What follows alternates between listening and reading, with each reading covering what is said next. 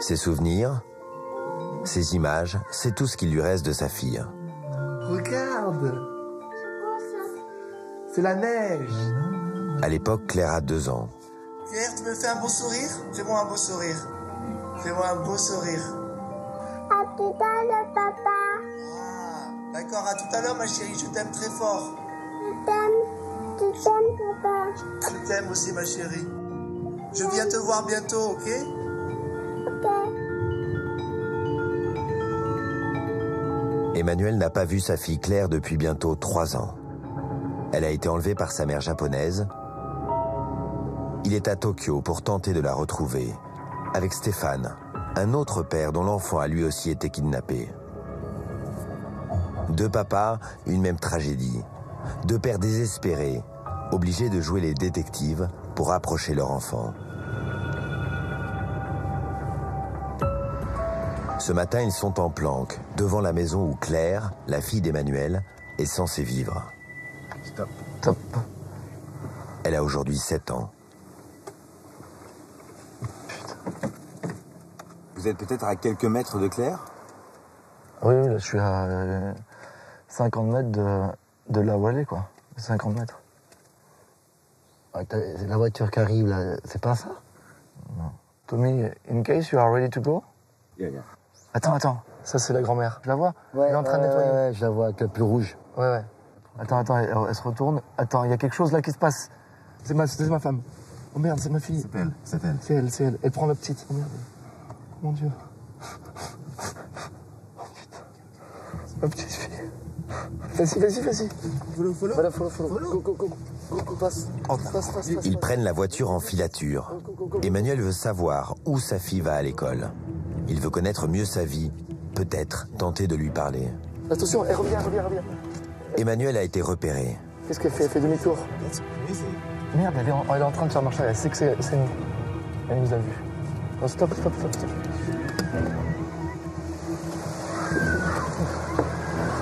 Claire. Son ex-femme s'interpose. Ma petite Claire. Mais qu'est-ce que tu fais? Je veux juste voir ma fille.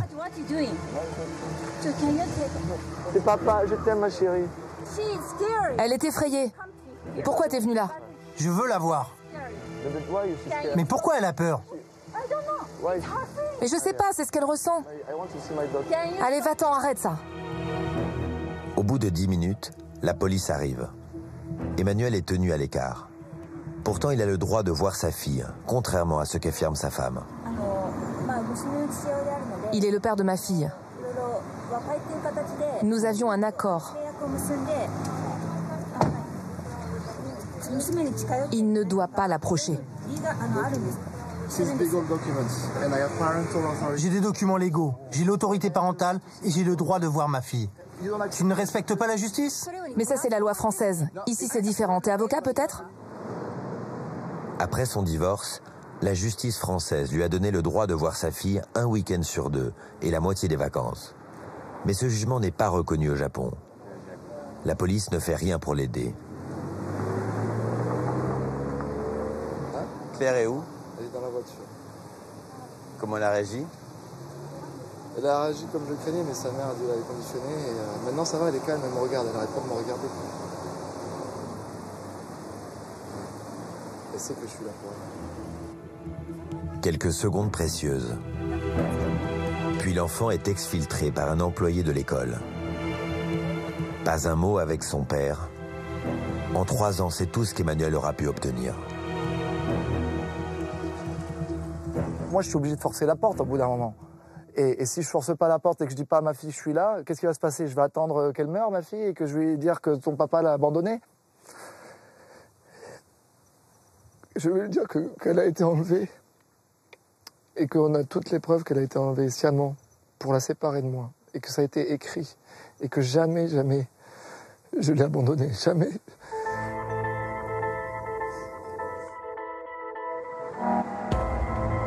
Comme eux, il serait une centaine de pères français sans nouvelles de leur enfant, kidnappés par leur mère japonaise. Des vies brisées. Un pays au banc des accusés. Le Japon. Un pays où une mère peut enlever son enfant sans être condamnée.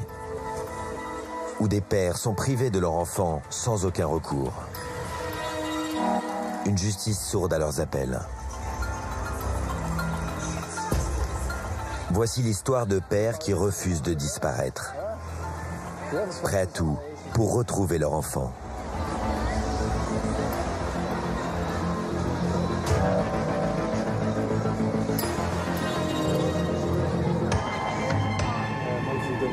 Emmanuel, à gauche, est cadre commercial. Il vit entre Paris et Bangkok. Stéphane vit à Taïwan. Ils se sont rencontrés grâce à un collectif de parents français, Sauvons nos enfants, créé il y a 1 an pour se battre ensemble. T'as les clés? Ah ouais, c'est bon. Ils partagent une chambre de 6 mètres carrés en banlieue de Tokyo. Ah, c'est petit. Ils se sont donné 5 jours au Japon pour approcher l'un sa fille, l'autre son fils. Voilà. Ça fait bizarre. Ça, tu vois, ça c'était la... Oh mon Dieu. Là, cette photo-là, elle est magnifique. Hein. T'as vu comment elle explique? Ouais. C'est la dernière fois où je l'ai vue. Ouais, elle est encore avec toi. Mais ouais, elle est avec moi. Dès que tu vois ces photos-là, tu vois ce que tu as vécu avec elle, les beaux moments. Et c'était des moments qui sont inoubliables. Et après, tu te dis, voilà, il s'est passé 3 ans, j'ai manqué ces 4 ans, j'ai manqué ces 5 ans, j'ai manqué comment elle était à 5 ans, j'ai manqué comment sa voix a changé, j'ai manqué... T'es pas là quand elle souffre, t'es pas là quand elle est heureuse, tu connais plus sa vie. Ça, c'est la dernière fois que je l'ai vu, ça. Il était beau, là, je le trouve super beau, le gars. Vous regardez souvent ces photos? Moi, jamais. Moi, des fois, bon, son portrait est sur mon bureau, je passe, je vois son visage, hop, mais je ne me permets jamais de me replonger dans ses yeux. C'est terrible parce que tu es en train d'apprendre à l'oublier alors que tu penses tous les jours et à chaque seconde, mais sinon tu...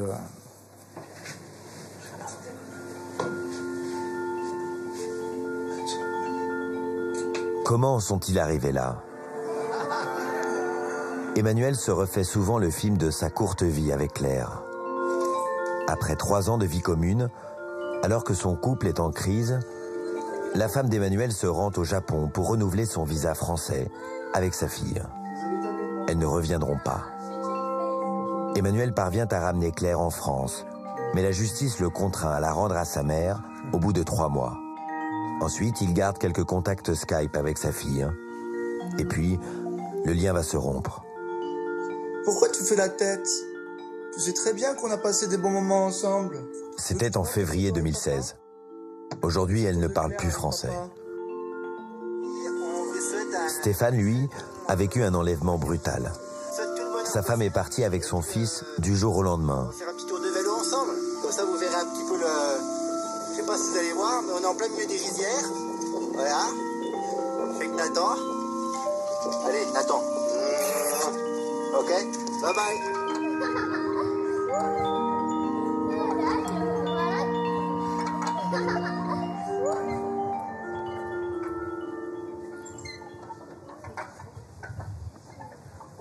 Stéphane a vécu 4 ans dans cette banlieue à l'est de Tokyo. Chef cuisinier pour une compagnie aérienne nippone, il a appris la langue et les coutumes de son pays d'adoption. Là, nous sommes dans le parc où je venais aussi tous les week-ends parce que nous vivions la maison qui est juste ici.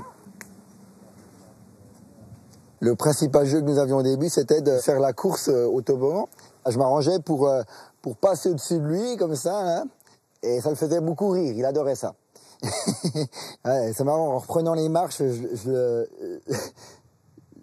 j'ai l'impression de l'entendre à nouveau rire. Il éclatait de rire. Je venais envie de me faire mal ou d'avoir peur, oui, tout ce qu'on fait avec un enfant, quoi. En 2015, sa femme quitte la maison après une dispute. Nathan avait 2 ans. Je rentre du travail vers 5 heures le soir. La maison était vide. J'ai appelé ses parents. Évidemment, ils ne savaient pas où elle était, ou peut-être qu'ils le savaient, mais ils ne m'ont rien dit. Et le lendemain, la première chose que j'ai fait, c'est d'aller voir la police. Ils ne veulent pas en entendre parler. Ils prennent le nom par politesse, mais ce n'est pas de leur ressort. Et depuis ce jour-là, je ne sais plus où et comment est mon enfant. En droit japonais, la garde partagée n'existe pas. Quand un couple se sépare, l'enfant est confié à un seul des deux parents, la mère en général. L'autre disparaît de sa vie. Après 1 an et demi de combat et 50 000 € de frais juridiques, Stéphane a obtenu un droit de visite de 4 heures par mois. Mais la mère de Nathan refuse, et au Japon, la police n'a pas le pouvoir de la contraindre. Ça a été un ouragan. Je ne pouvais pas y croire. Vous êtes comme dans un cauchemar qui n'en finit pas. Donc vous dormez plus, vous ne vous nourrissez plus. On passe des heures à se mutiler. Moi, je passais des heures avec un couteau ici et je mettais là, j'ai gravé le nom de mon enfant avec un couteau. Des heures comme ça, le week-end. Parce que on est complètement, on ne vit qu'à travers ça. C'est un cataclysme, et ça ne s'arrête pas. Depuis 2010, 2 pères français se sont suicidés au Japon après le rapt de leur enfant. La femme de Stéphane n'a pas souhaité nous parler, comme celle d'Emmanuel. Stéphane garde un espoir. Il connaît l'adresse des grands-parents maternels de Nathan. Dans quelques jours, c'est son anniversaire et il veut leur apporter un cadeau pour son fils. Il est venu pour ça. C'est vraiment pas évident de choisir un truc. En fait, ce que j'aimerais, c'est être avec lui et puis qu'il me dise ah, c'est ça que je veux. Ah, là, je serais content. Ouais, puis tu saurais ses goûts. Et quand tu sais les goûts des gens, tu peux leur faire des surprises. Voilà, exactement. C'est là, je peux pas faire de surprise à mon enfant. Moi aussi, c'est sympa, tu vois. Je pense que quand j'avais 6 ans, j'aurais rêvé d'avoir un truc comme ça, tu vois. La Mini est super belle. Là. Il a l'âge de Nathan. Je pense peut-être, ouais. Nansai desu ka? Nansai desu ka? Yoksai? Ouais, il a le même âge que mon enfant, il a 6 ans. Ça fait 3 ans que je viens chaque année pour son anniversaire et son Noël à acheter quelque chose et à chaque fois c'est refusé. Donc là c'est rebelote et je ferai ça tout le temps, mais ça devient de plus en plus compliqué parce que je ne sais pas ce qu'il aime. Moi j'aime bien ça, je trouve ça super beau en plus, toi. Okay. Ah oui, c'est bon. En espérant qu'il aime. Stéphane a passé de nombreux moments chez les grands-parents japonais de Nathan. Mais aujourd'hui, il est considéré par la famille comme un étranger, un paria. Revenir dans ce quartier, une expérience éprouvante, mais la seule façon de se rapprocher de Nathan. Sumimasen. Excusez-moi, madame. C'est mon fils. Est-ce que vous l'auriez vu? Non, j'ai pas vu cet enfant. Merci beaucoup. Stéphane est tendu. Peut-être va-t-il voir son fils pour la première fois depuis 3 ans. Ma belle-mère est là. Ah, konbawa. Bonsoir. Excusez-moi, j'ai un cadeau pour Nathan. Plaisanto ga arimasu. Onegai shimasu. S'il vous plaît. Dozo. Attendez. Une nouvelle fois, le cadeau d'anniversaire pour son fils est refusé. Stéphane ne peut pas en rester là. Il a franchi le seuil de la maison sans y être invité. Un outrage au Japon, il le sait. Où est Nathan? Je ne sais pas. Où est mon fils? Je ne sais pas. Vraiment? Où est Nathan? Je ne sais pas. Ah vraiment, tu ne sais pas? Dis-lui que c'est une menteuse. Tu lui dis que je ne vais jamais arrêter, que mon enfant c'est toute ma vie. Donc je reviendrai tout le temps. Dis-lui bien, hein. Ça ne changera rien. Pourquoi je devrais t'aider à le voir? Je suis furieuse. Je n'ai plus aucune confiance en toi, Stéphane. Ah oui, pourquoi? À cause de ton comportement, c'est très clair. J'ai parlé de toi, ma fille, plein de fois, mais je ne le ferai plus, car je n'aime pas ton attitude. Reste dans nous. Je déteste les étrangers. Hi. You see, she said that she hates gaijin. She just said that. Elle vient de dire qu'elle déteste les étrangers. Je vous cache pas qu'il y a des moments où j'ai envie de tout casser, mais j'ai une haine pas possible, ça passe, mais évidemment qu'on a une révolte moi je vis révolté maintenant, parce que c'est tellement injuste pour mon gamin qui m'adorait, de quel droit? Pourquoi ils acceptent pas? Mais parce qu'ils veulent, je suis un étranger, ils veulent couper, c'est bon, allez dégage, t'es plus de la famille, tu dégages, ils veulent plus avoir affaire à moi. C'est ça, ils ne veulent plus avoir affaire à moi. Il y a une fois, j'étais à genoux devant, là, j'ai hurlé pendant 2-3 minutes en japonais, où est mon enfant? Natan-kun wa doko desu ka? Watashi no kodomo wa doko desu ka? En japonais, pour que j'avais une révolte et j'avais envie que tout le monde le sache, pour les faire réagir et pour les embarrasser, parce qu'au Japon, on ne fait pas perdre la face, là, elles perdent la face, là. Vous vous rendez compte, les caméras qui viennent, oh, les voisins, qu'est-ce qu'ils vont dire, tout ça? C'est irréel. Et ça c'est un exemple de ce que plein de pères étrangers vivent au Japon. Voilà, mon cas est banal. Vous vous rendez compte? Rien d'exceptionnel. Stéphane a décidé de rester jusqu'à ce que le cadeau soit pris. La grand-mère finit par appeler la police. Bonsoir, je suis agent de police. On vient de nous appeler. Que chacun m'explique sa version des faits. Vous êtes en train de filmer? Pourriez-vous couper un moment? Tout ce que vous voulez, c'est qu'elle prenne le cadeau, c'est bien ça? Je veux une preuve comme quoi, je veux une photo comme quoi mon enfant a reçu le cadeau. Je veux une preuve. Super.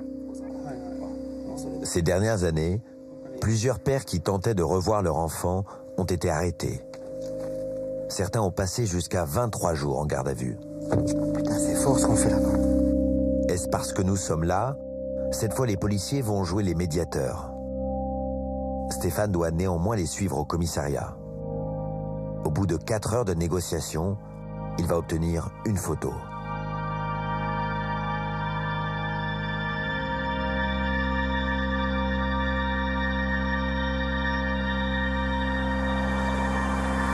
Voici la photo que la famille envoie.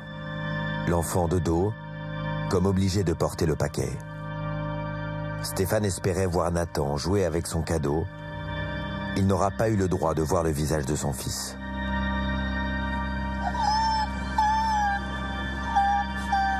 Cette photo, c'est un coup de poignard pour lui.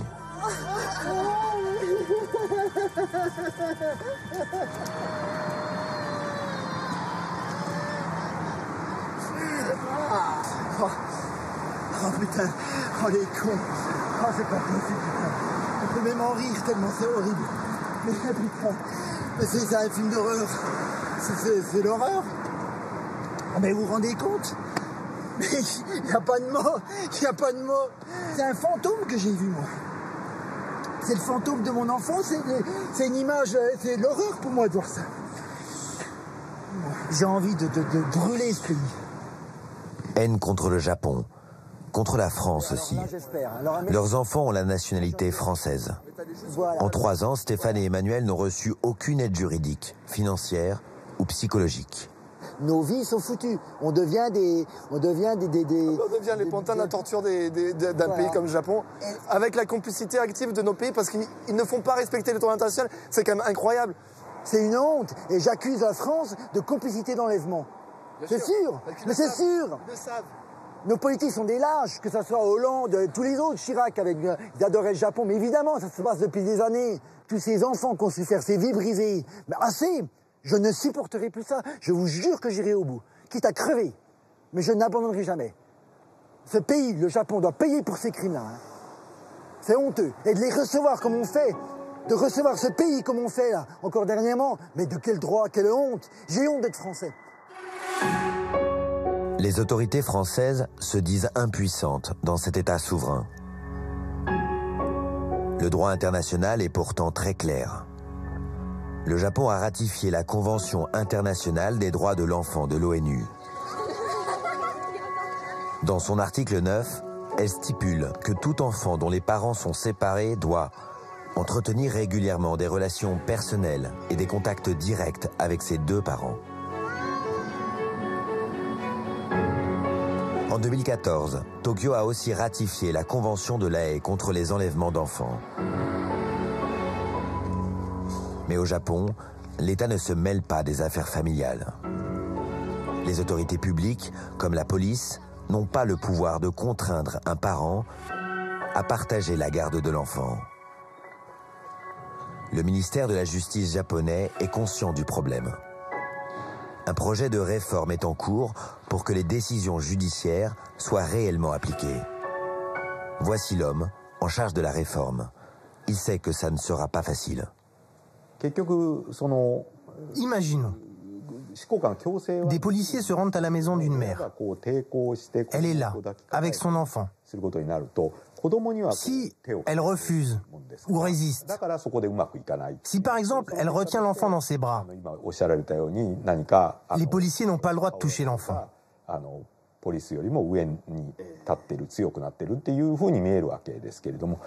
Le résultat, c'est vrai, c'est qu'on a l'impression que la mère a plus de pouvoir que la police.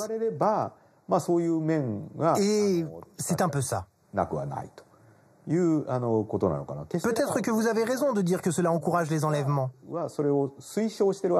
Mais ce n'était pas le but au début. C'est une dérive de notre système juridique. Faire évoluer la loi, mais surtout les mentalités. Au Japon, le départ d'une mère de son foyer avec ses enfants n'est pas considéré comme un enlèvement. Ici, ce n'est pas vu comme un crime sérieux. Au Japon, on ne dit pas enlèvement, mais éloignement. Ce n'est pas quelque chose de positif, mais ce n'est pas un crime non plus.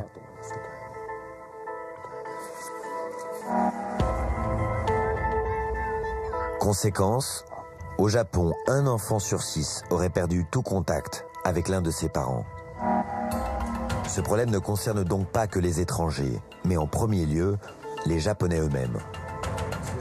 Longtemps, les pères japonais ont accepté de disparaître. Aujourd'hui, ils sont plus nombreux à dire non. Nous les rencontrons un soir dans un temple bouddhiste du centre de Tokyo. Ils s'appellent les parents oubliés du Japon. Des pères, mais aussi quelques mères. Nous voulons tous que les deux parents puissent avoir la garde de leur enfant. Mais nous manquons de soutien. Cette japonaise n'a pas vu son enfant depuis 13 ans. Elle a fondé une ONG et aidé des centaines de parents.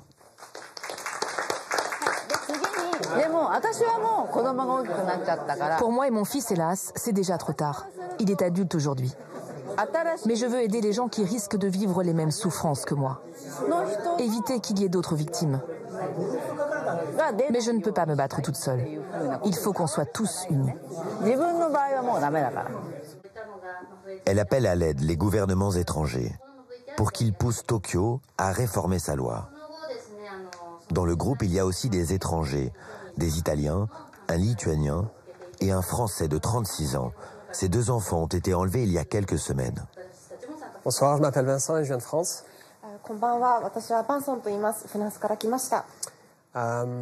Avec ma femme, nous avions des problèmes dans le couple depuis 2 ans à peu près. Ma femme a quitté le domicile familial en disant qu'il y avait de la violence domestique et ça fait 3 mois que j'ai pas vu mes enfants.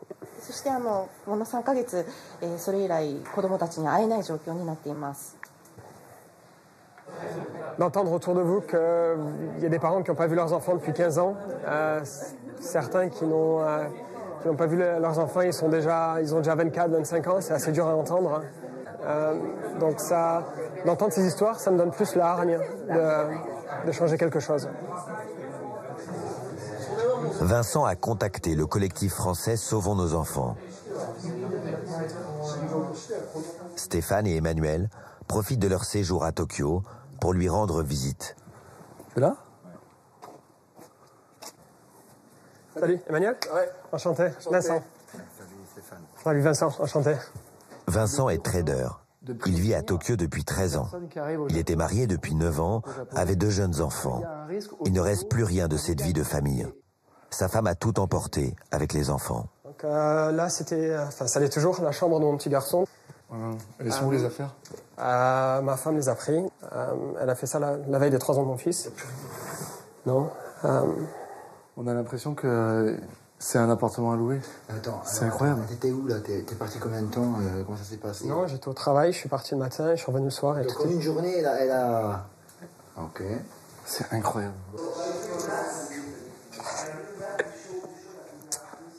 Ça, c'est la chambre de ma petite fille d'1 an. Elle a tout vidé. Ça, c'était les rideaux que sa grand-mère de France aussi lui avait fait. Là, c'est tout ce qui vous reste comme affaire de...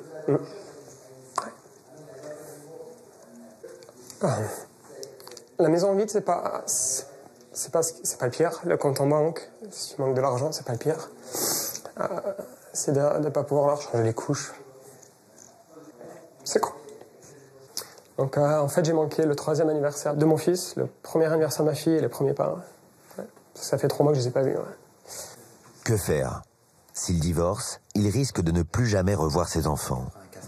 Le collectif n'a pas de solution miracle.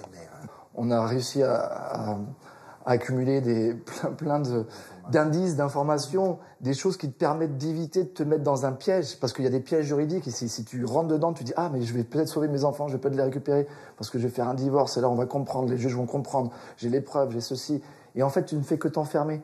Et on va essayer aussi de t'apporter un soutien moral, parce qu'on a vécu la même chose que toi, on la vit toujours. Toutes ces recommandations, ces détails sont très bons à savoir.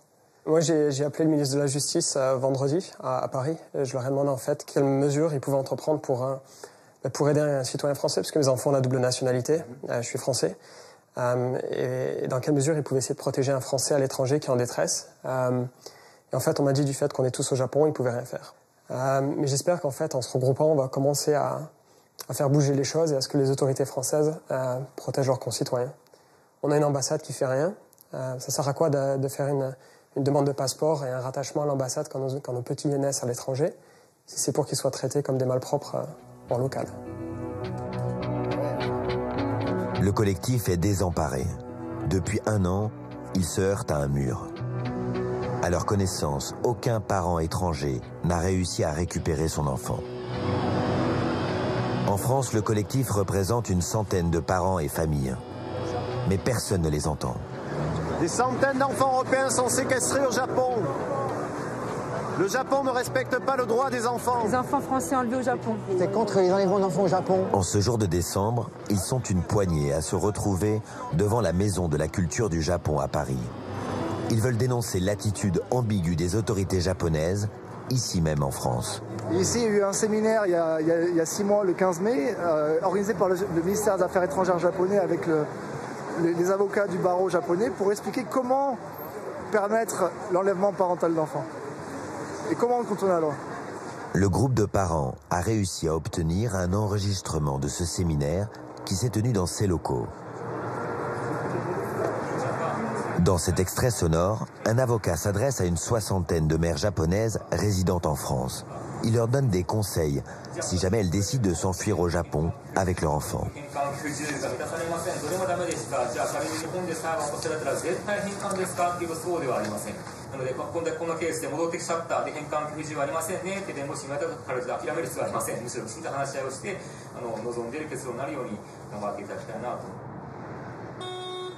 Pour eux, c'est une preuve que les autorités japonaises sont complices de ces enlèvements. Ils ont trouvé un seul homme politique pour les entendre. C'est un sénateur. Peut-être que 350 US. Bonjour monsieur le sénateur. Bonjour. Vous allez bien? Ça va. Bonjour. Ensuite se dire, tiens, Richard Young représente les Français de l'étranger. Depuis des années, il tente d'alerter les autorités. De penser que le Japon organise des conférences pour expliquer comment on contourne ou comment on n'applique pas la Convention de La Haye, ça laisse pantois. Pantois. Mais vous leur en avez parlé alors? Ça fait 10 ans que je leur en parle. Ouais. Ça fait 10 ans que quasiment chaque année, je vais au ministère des Affaires étrangères, je vais au ministère de la Justice à Tokyo, je vais à la Diète, où je me fais engueuler par les députés japonais. Donc les choses sont coincées ou elles sont en train d'évoluer selon vous? Pour l'instant, c'est plutôt coincé, oui. Il faut faire du bruit, parce que c'est ça qui gêne le gouvernement japonais. Et l'Union aussi, je pense. Voilà, et l'Union avec d'autres pays et d'autres parents, d'autres papas, d'autres parents, d'autres nationalités, mais qui vivent le même drame que nos parents français, avec des menaces de sanctions. En mai dernier, pour la première fois, les États-Unis ont classé le Japon parmi les rares pays qui ne respectent pas la Convention de La Haye contre les enlèvements d'enfants. Toutes nationalités confondues, 1 millier de parents étrangers seraient concernés.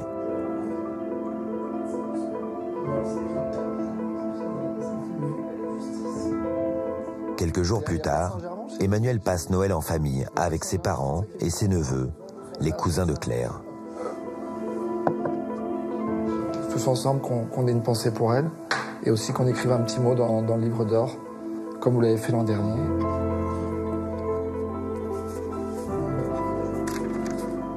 Emmanuel espère qu'un jour sa fille lira ces lignes, pour qu'elle sache que sa famille en France n'a jamais cessé de penser à elle.